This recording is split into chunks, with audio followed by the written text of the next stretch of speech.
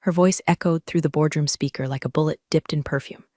I'm proud to announce my patent filing for the Clara cell, an energy leap that'll redefine power storage as we know it. The silence that followed wasn't admiration. It was confusion, hesitation. Like everyone in the room suddenly tasted metal. Because behind that closed door, at that polished oak table with Vellum Capital senior partners, she wasn't just pitching tech. She was walking into a lion's mouth lined with her own stolen teeth. Let me rewind. 3 hours earlier, I'd been eating cold chili from a plastic container in my pickup, parked 2 blocks from that same high-rise. I watched her stride in, red heels, glossy tablet, the same Prada bag she bought right after her breakthrough. I'd seen the receipt forwarded from her assistant, by mistake. Turns out geniuses also forget to log out of shared cloud folders. None of that mattered once she stepped into the conference room, not realizing who had been there first, because I'd already spent 2 weeks laying the minefield. Every document, every timestamp, every backdated email string and Slack export was already submitted to Vellum's legal team under an alias that traced back to my shell company, established 3 years ago in Delaware. They didn't need to know my face. They only needed the proof. I had enough to turn Clara's smug little house of cards into a napkin fire. I didn't do it for the money.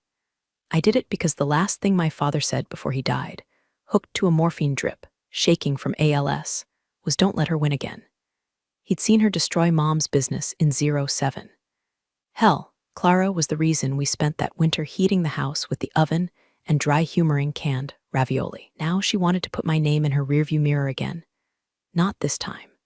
I watched the elevator numbers tick up on my burner phone, tracking her floor. Then I opened Twitter. There it was.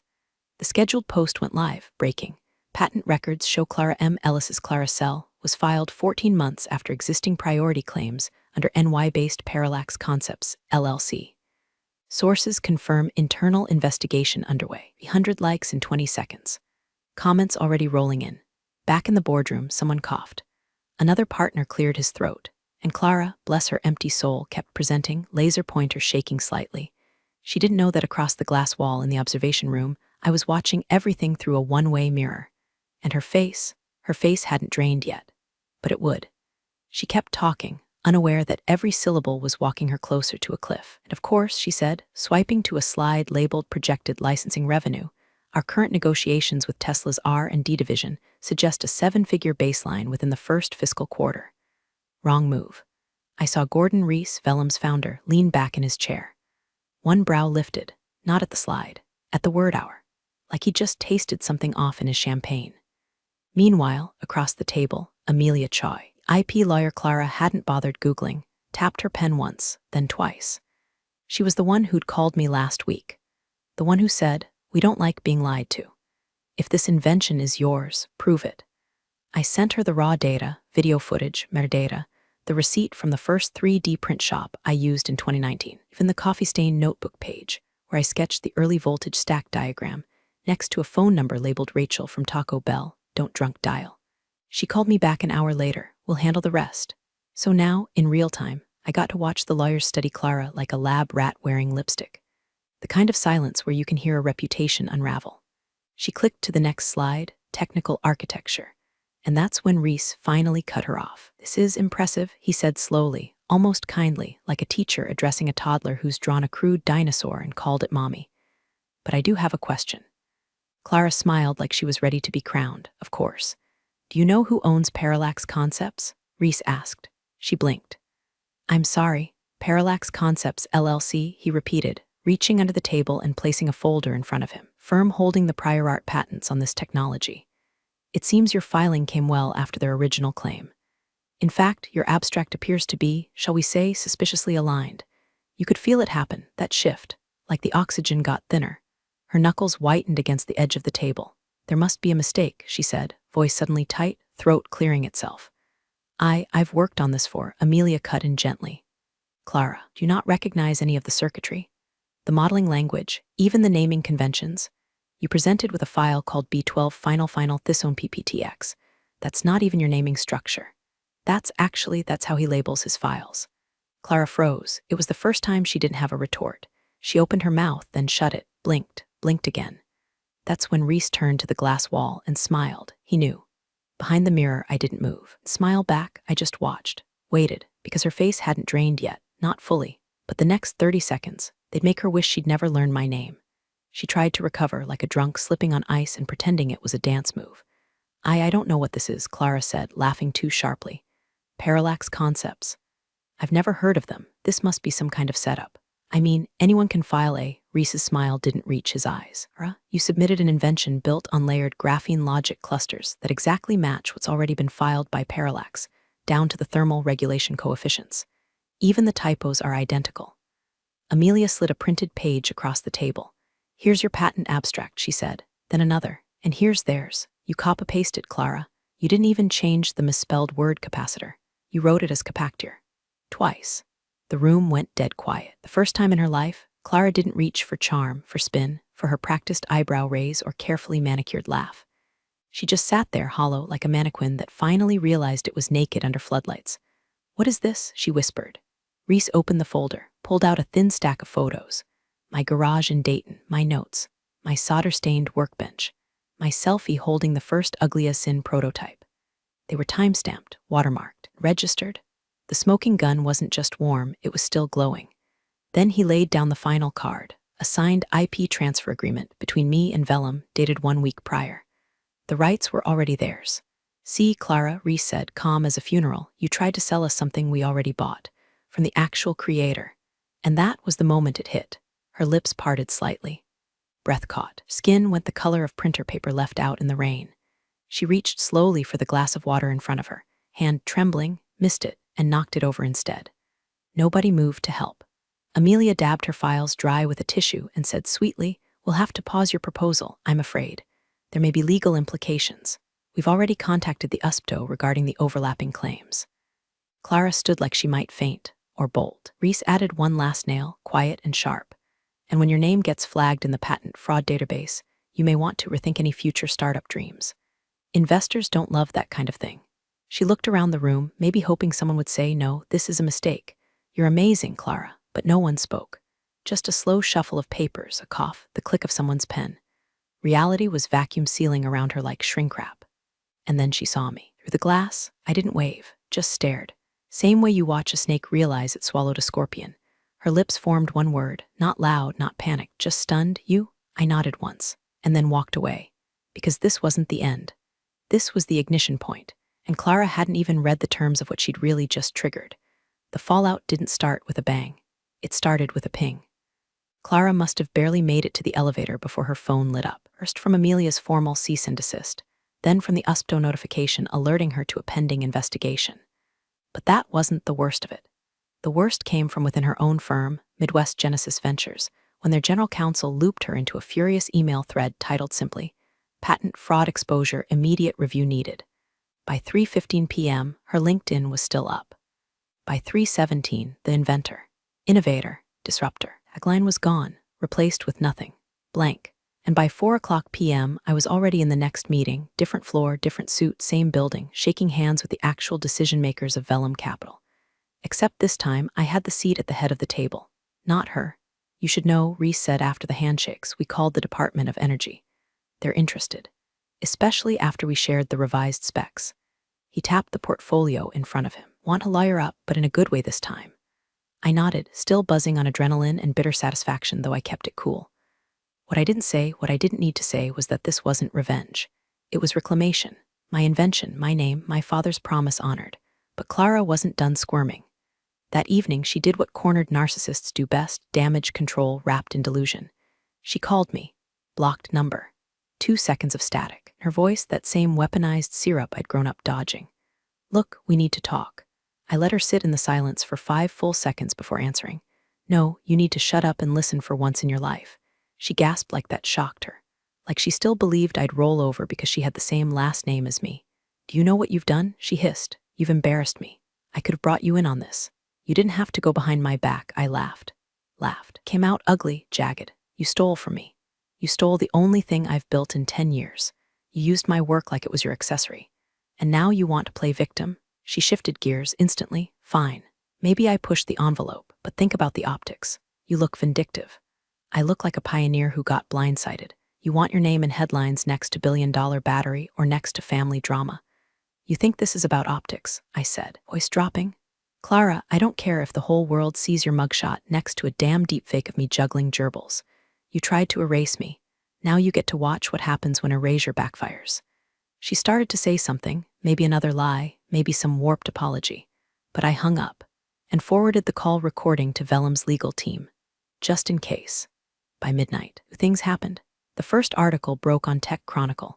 Midwest innovator accused of patent fraud by anonymous LLC, investors pull out. Clara's calendar cleared itself. Meetings vanished. So did her badge access to her own office. And still, this wasn't the finale. Because the truth, she hadn't just tried to steal a battery. She'd accidentally poked a sleeping beast I'd kept hidden in the basement for years, something with deeper patents, broader reach, one very inconvenient NDA she didn't know existed. And that's what was going to finish her. Not me, not a press leak, but what was already signed by her own hand without her even realizing it. 3 years ago, Clara asked me to help her with her startup paperwork, said it was just boilerplate stuff for her seed investors, and she needed someone good with legalese. Back then, I was naive. Still healing from divorce, living in the garage, spending my nights debugging voltage surge issues with duct-taped prototypes and lukewarm beer. Clara swooped in like family often does when they smell potential. Smile sharp, voice honeyed, eyes hungry. She gave me 20 pages of incorporation forms, investor affidavits, and a generic-looking consulting agreement titled IP Review Memo Draft. I skimmed it, made a few suggestions, even drafted an improved clause for future asset ownership split. She laughed. I knew you'd polish it. You always loved the details. What she didn't know, what I never told her, was that the document I saved on my machine that night, it wasn't just her draft anymore. It was my revision, timestamped, notarized, and backed up to a blockchain-secured repository. And one clause I'd accidentally left in during the copy edit said this: all technology developed or advised upon by consultant under this agreement, whether materially altered or otherwise, shall remain the intellectual property of consultant. That consultant? Me. Meaning, every pitch deck, schematic, wiring diagram, and slide she ever touched after that contract, all retroactively belonged to me, including the polished renderings she used to woo Tesla, including the demo cell she displayed at the Chicago Tech Expo, which, fun fact, I designed the housing for. When her former COO finally emailed me in a blind panic, subject line, "Is this real?" All I did was send him a screenshot of that clause, highlighted in blood red. Clara had used my shell company to sign a consulting agreement that quietly made me the silent owner of all IP her firm developed from 2021 to mid-2023. And her COO, bless his panicked little heart, replied within 4 minutes. "We're so sorry. Please advise on next steps. Can we license the rights?" Clara didn't even know it yet. While she was probably rage-refreshing her Twitter mentions and crafting a carefully vague "I've always believed in innovation and transparency" PR statement, her own team was preparing to cut me a royalty check just to keep the lights on. That night, I met with my lawyer. I told her, don't sue yet. Not until she tries to get cute. And right on cue, Clara tried to get cute. The next morning, she posted a video. Soft lighting, gray sweater, no makeup, her relatable founder persona. "I want to speak directly to my community," she began, voice trembling. "I may have made missteps. I was passionate, maybe too passionate, but I never intended to hurt anyone, especially not my own family. I hope we can heal." She ended with a quote. Maya Angelou, maybe, or Brené Brown, I didn't hear it, was too busy uploading the full audit trail of her IP misappropriation to the next law firm on my list. Because her video wasn't a peace offering. It was a preemptive move. She knew the real storm was coming. She just didn't know where it would hit first. Spoiler, it wasn't going to be court. It wasn't going to be tech media.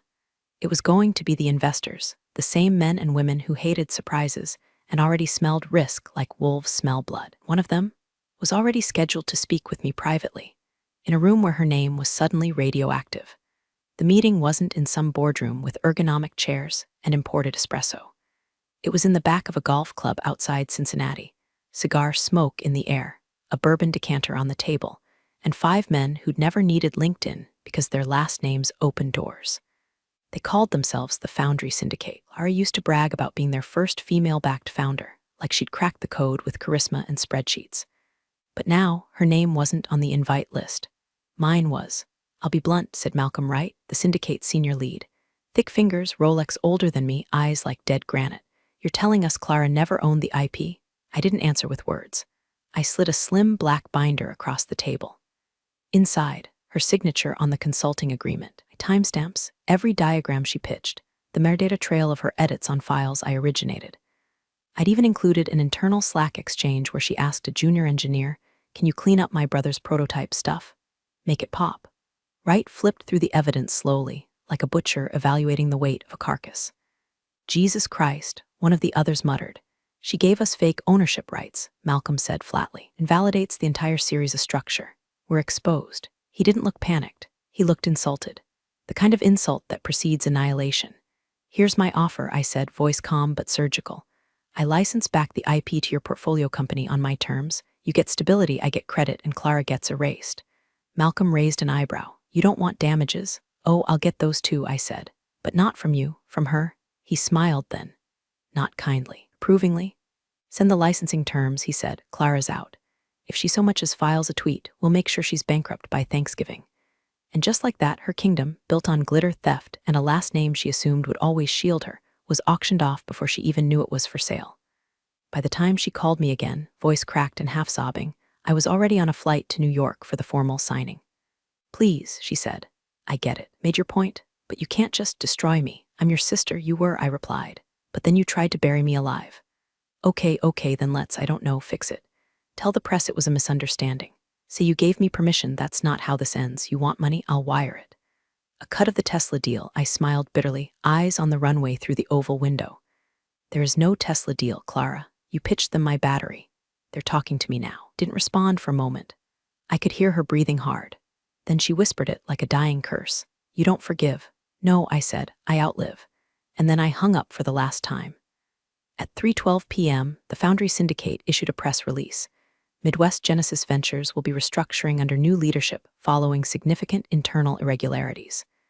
Effective immediately, all technology developed will be licensed via Parallax Concepts. No mention of Clara, no mention of family. She was already being erased, file by file, meeting by meeting, until her legacy looked like a typo in a footnote. And yet, the real humiliation, it wasn't public. It was what waited in her inbox. The final paper trail she hadn't seen. The one thing she signed blindly, and what it meant for everything she still thought she owned. It was buried in a PDF she'd skimmed 2 years ago, right before the ink dried on her second round of funding. Back then, she was too busy sipping champagne on a rented yacht to read the full terms. Page 47. Clause 6C, titled in bold, IP license reversion trigger, ethics clause breach. It stated, plain as day, that if any member of the executive board was found to have knowingly misrepresented ownership of core technology, all IP rights licensed to the company would automatically revert back to the original creator. Permanently, irrevocably. No arbitration, no appeal. Who wrote that clause? Me, under a pseudonym, as James R. Hathaway, an alias I used back when I ghostwrote technical contracts for startups to pay my rent.